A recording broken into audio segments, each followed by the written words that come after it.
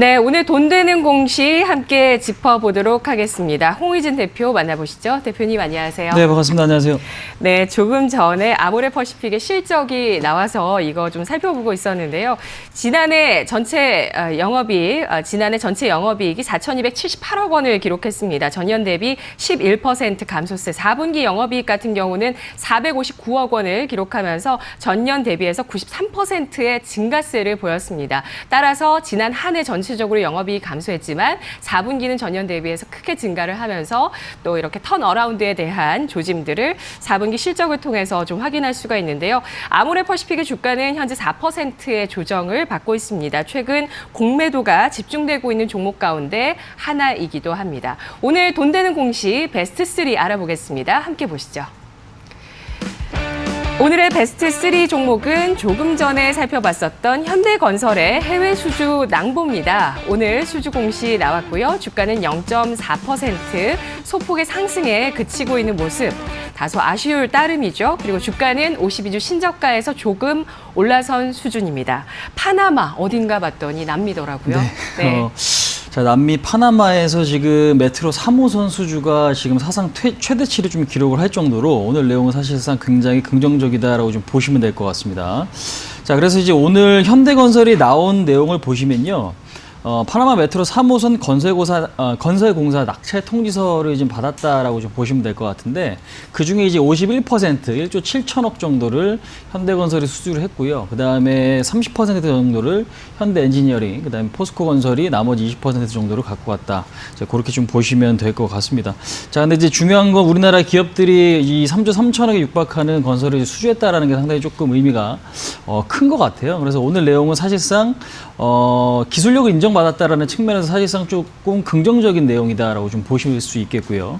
그 다음에 지금 일감 우려감이 사실상 우리나라에는 항상 있어 왔기 때문에 그 일감이 지금 생기고 있다는 거 역시 매출액 증대에 긍정적인 영향을 끼칠 수밖에 없다. 이렇게 보실 수가 있겠습니다. 그래서 근데 이제 궁금해하신 분들이 계실 텐데, 그러면 그렇게 좋은 뉴스인데 오늘 주가가 왜 이렇게 못 가냐? 200원 정도, 지수는 0.5%나 올라가는데 200원 정도밖에 반등을 하고 있지 못한 이유는 과연 뭐냐? 이제 이렇게 또 이제 되묻는 분들도 계실 것 같아요.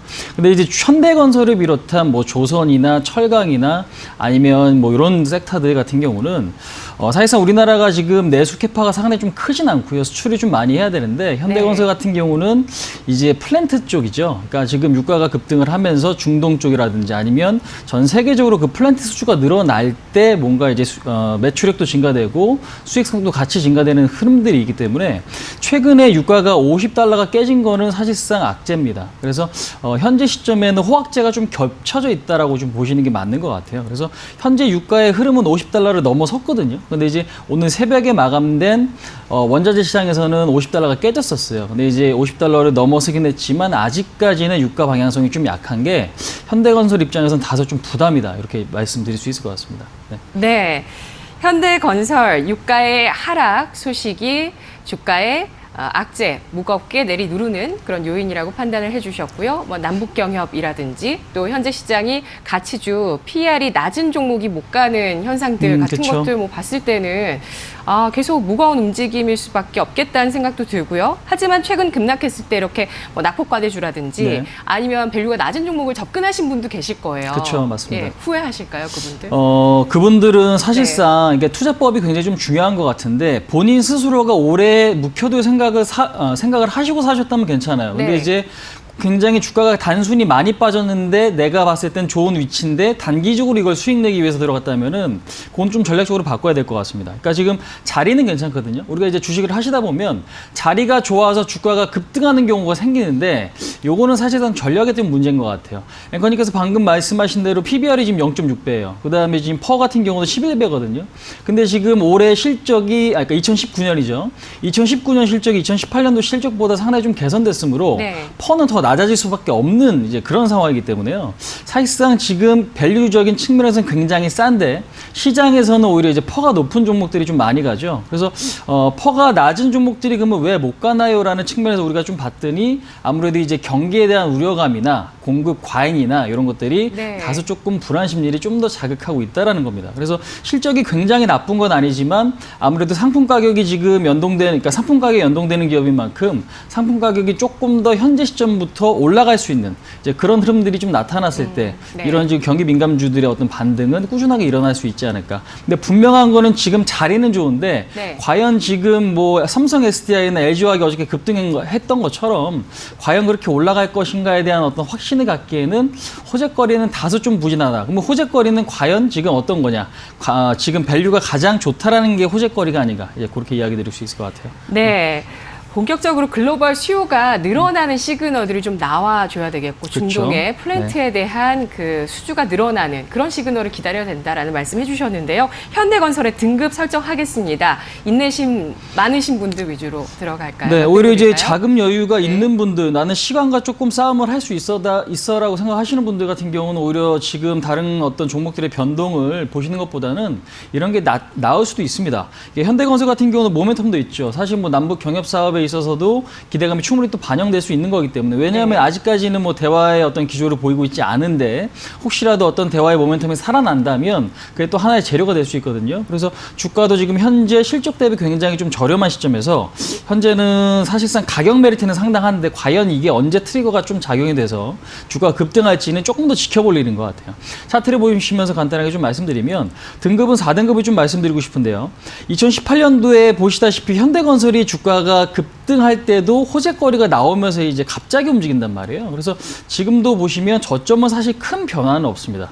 한 번 크게 올랐던 주가가 지금 1년, 2년 가까이 조정을 크게 받고 있는 거죠. 네. 가격이 나쁜 건 아니지만 사실상 모멘텀이 없다. 근데 가격의 승부를 보실 분들은 시간적인 여유가 분명히 있으셔야 될 것 같아요. 그래서 일단은 가격적으로 봤을 때 39,000원에서 38,000원 구간은 매집 관점에서는 제가 볼 때는 굉장히 좀 좋은 위치다라고 좀 말씀드릴 수 있을 것 같고요.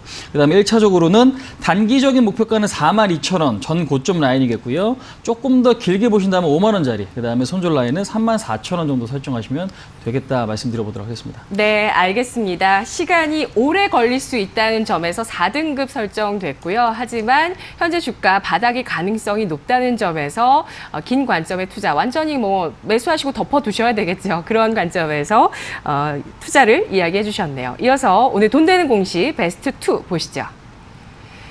오늘의 베스트 2 종목은 미스터 블루입니다. 오늘 매출액 또는 손익 구조에 대한 공시가 나왔습니다. 지난해 전체 실적과 또 어떻게 해서 실적이 좋아졌는지에 대한 여러 가지 이야기들 나왔는데요.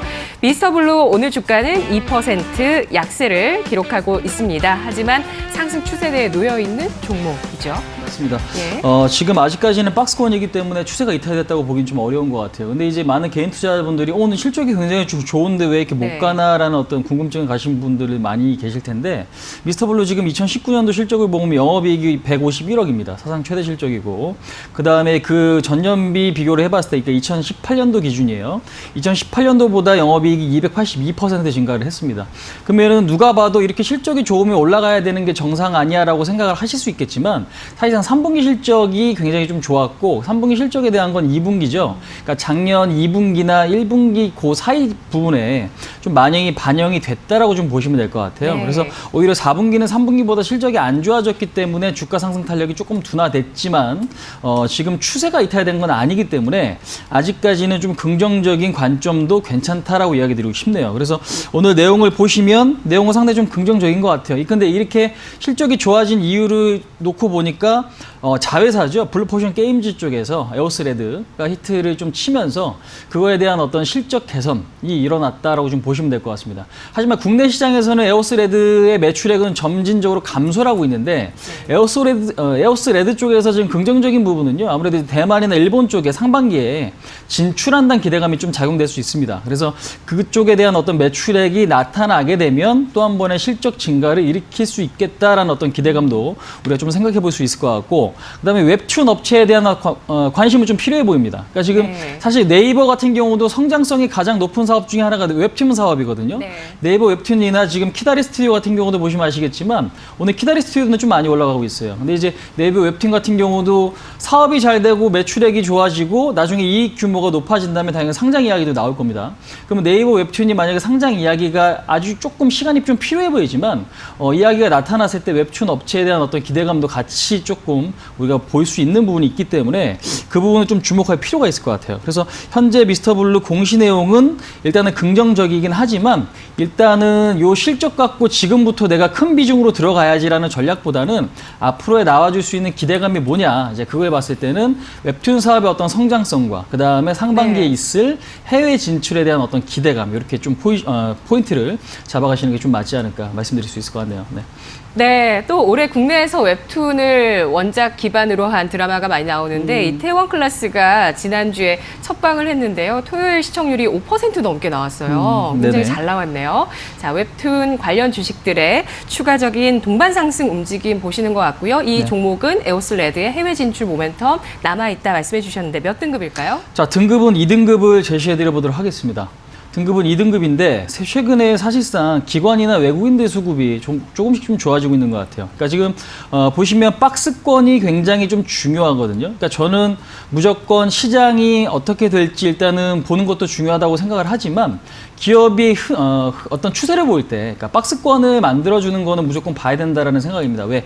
한쪽으로 튀었을 때 그 어떤 방향성을 우리가 다, 그러니까 만약에 그러니까 상승 쪽으로 간다면 주가 상승 탄력이 굉장히 좀 강해질 수 있다라는 거고, 반대로 이제 밑으로 깨지게 된다면 하락폭이 좀 커질 수는 있겠지만 상승 가능성이 높은 종목이라면은 박스권에 대한 어떤 투자도 상당히 도움이 될 것 같아요. 근데 이제 미스터블루 같은 경우는 보시면은 외국인들이 지분을 지속적으로 매수를 해주고 있다라는 거. 그 다음에 지금 보시면 요 빨간색이 기관입니다. 근데 기관도 최근에는 점진적으로 좀 들어오고 있다라는 거. 그러니까 오늘 같은 경우도 실적 발표 이후에 조금 밀리고 있긴 하지만 왜 기관들의 매수는 꾸준하게 지금 들어와 주고 있거든요. 그래서 2등급 등급을 제시해드리고 그 다음에 매수 타이밍은 8,500원에서 8,300원짜리. 현재는 제가 제시한 가격보다 조금 낮거든요. 근데 이제 그 자리면은 1차적으로 들어가 보시기에는 큰 부담은 없는 것 같아요. 그래서 일단은 좀 들어가시되 일단 목표치는 10,000원, 박스권 상단까지 1차적으로 좀 목표치를 갖고요. 그 다음에 손절 라인은 7,400원을 설정하시면 될 것 같아요. 근데 분명히 드리고 싶은 이야기는 뭐냐면 시장이 아직까지 불안합니다. 그러니까 조정받을 때 급락 보이더니 어제 오늘 급등을 또 보이기도 했거든요. 지수가. 이제 그런 측면에서 봤을 때 한 번 정도는 조금 더 흔들릴 수 있으니 그 한 번 정도의 매수의 어떤 자금은 남겨둔 상태에서 지금 말씀드린 네. 전략을 좀 지켜주시는 게 맞지 않을까 이렇게 좀 설명드리고 싶습니다. 네. 네, 알겠습니다. 이태원 클라스는 다음 웹툰이고요. 이 미스터블루는 무협 웹툰을 주로 하고 있습니다. 2등급이었고요. 이어서 오늘 돈 되는 공시 베스트 1 보시죠. 오늘의 베스트 1 공시는 SKC의 실적 공시입니다. 오늘 개장 이후에 9시 구간에 공시가 나왔습니다. 현재 주가는 1% 상승세 유지하고 있지만 4% 탄력에서 떨어지면서 상승 나타내고 있는데요. SKC 실적 어떻게 보시나요? 사실 지나간 실적도 의미가 크지만요. 이거는 지나간 실적보다는 앞으로 나와줄 실적이 상당히 좀 더 의미가 크다라고 보실 수 있는 것 같아요. 그러니까 지금 사실 SKC는 저는 좀 운이 좋은 기업이 아닌가라고 생각이 좀 듭니다. 그러니까 사실 PG나 PO 쪽, 그러니까 원래 석유화학 업종들은 지금 계속적으로 지수가 올라가도 못 가거든요. 그러니까 지금 롯데케미칼, 대한유화, 그다음에 정유 쪽이라든가 아니면 이제 다른 쪽 화학 업체들이 전반적으로 지금 약세를 보이는 이유가 아무래도 이제 석유화학 상품 가격 하락에 따른 실적 악화가 원인인데 사업부를 봐도 SKC도 이제 PO나 PG 사업부도 이제 그런 영향에서 벗어날 수는 없습니다. 그래서 실적을 보시면은 1,551억 오늘 공시 내용이죠. 1,551억을 기록을 했고 전년비 22% 정도 감소를 했다라는 뉴스를 보셨을 겁니다. 근데 이제 중요한 건 주가가 올라가죠.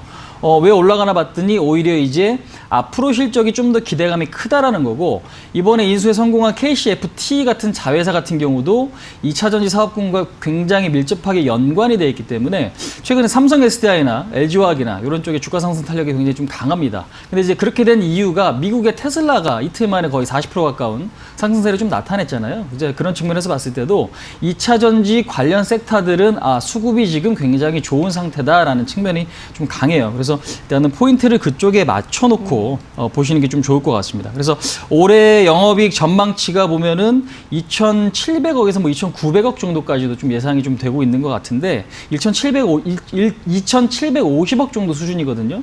이렇게 따지면은 작년에 1,500억이었는데 이 정도만 발생이 돼도, 그러니까 실적이 나온다고 해도 거의 배에 가까운 실적 개선세이기 때문에 네. 현재 주가의 어떤 그러니까 시가총액을 놓고 봤을 때는 과연 이게 현실화된다면 그렇게 비싼 부분은 아니지만 현실화가 될 수 있을까?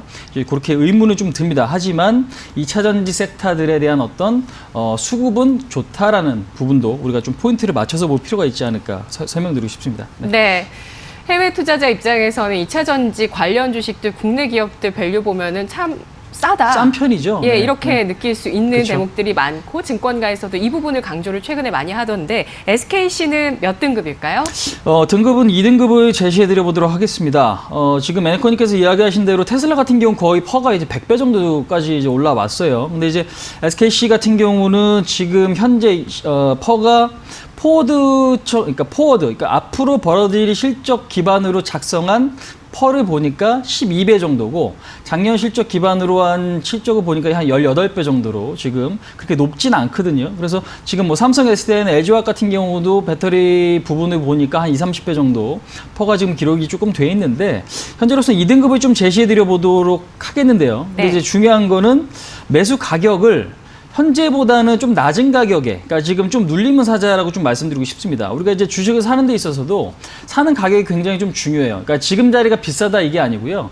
오히려 어제 급등했고 그저께 같은 경우도 크게 안 밀렸고 오늘 같은 경우도 올라다가 좀 밀리긴 했지만 시장이 다소 좀 불안하다. 그럼 적어도 네. 추세로 볼 수 있는 종목은 5일선을 타고 가거든요. 네. 그러니까 5일선 정도까지 내려왔을 때는 그러니까 5일선 정도까지 내려올 때를 좀 기다려보자라는 이야기 좀 드리고 싶어요. 그래서 지금 보시면 5일선이랑 이격도가 좀 살짝 있는데 5일선 가격을 보니까 대략 55,000원 수준입니다. 그래서 일단 현재는 55,000원에서 53,000원까지는 내리면 네. 그때 매수하시고 목표치는 65,000원을 좀 설정해드리고 싶습니다. 네. 월봉이 신고가를 지금 앞두고 있는 상태이기 때문에 오히려 지금 2011년도 이후에 고점을 넘었어요. 그래서 월봉, 장기 평선을 넘었다라는 건 굉장히 큰 힘이 작용된다라는 건데 제가 볼 땐 궁극적으로 11년도 고점도 넘어갈 거다라고 생각은 듭니다. 하지만 현재로서는 제가 제시한 매수 가격에 매수가 된다면 네. 목표치는 요 중간 가격인 65,000원 정도 설정하시고 손절 라인은 5만 원이 깨질 때는 일단 리스크 관리하자